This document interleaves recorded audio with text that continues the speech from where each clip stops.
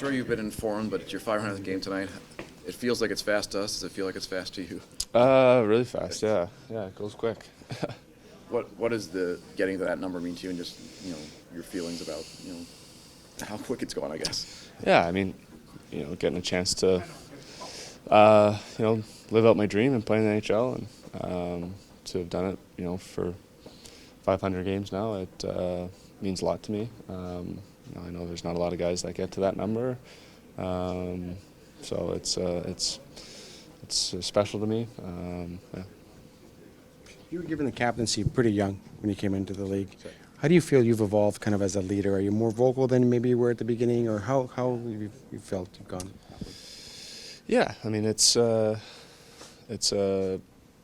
different kind of job to be a captain in the NHL, and something that I don't think anyone necessarily feels ready for. And it's something that you just got to kind of live with, and experience to kind of fully understand what it means to be a good captain, and to it's something that I still work on every day and still trying to get better. But I feel like I've come a long way, and yeah. Who's helped you in that regard? Like, who can you kind of look up to and say, okay, I really like the way this guy kind of led and this guy kind of led it? Yeah, I think you take little bits from everybody. You're always learning from different people. For me, just being a young guy, I learned a lot from a guy like Matt Hendricks. He was a veteran here, and just an ultimate professional and an amazing leader.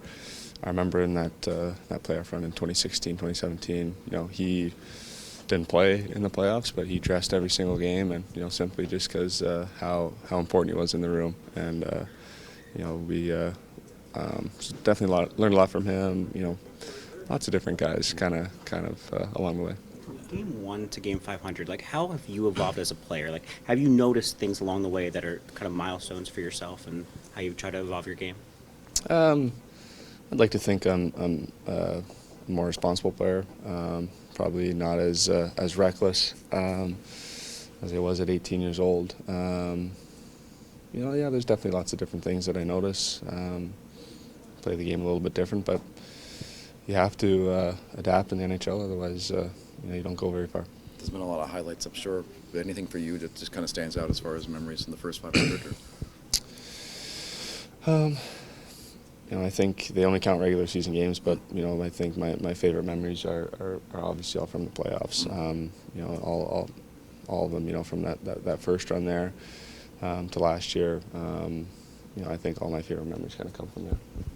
When you look at guys like Ovechkin on the Capitals or Crosby, and how long they've been able to do it, what impresses you about the longevity in their games? And can you take an example from that? Yeah, I think exactly what you said, just the longevity of it and how they've continued to have success. I look at a guy like Sid, who I think has changed his game a little bit here and there, a few times over. And it's so incredible to see. And obviously, Ovi, you know what you're going to get every single night. So so impressive what those two have done for how long they've done it, and will continue to do it. It's amazing to watch.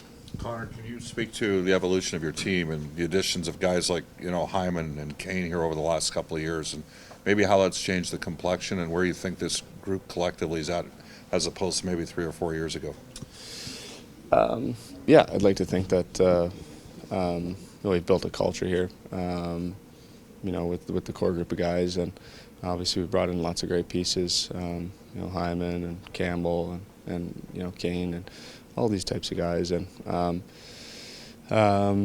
yeah, it's definitely been a long road for our group, and as we continue to get better and try to put together a winning team, and I feel like we're in a good place, and we've got a long way to go, a lot of work left to do.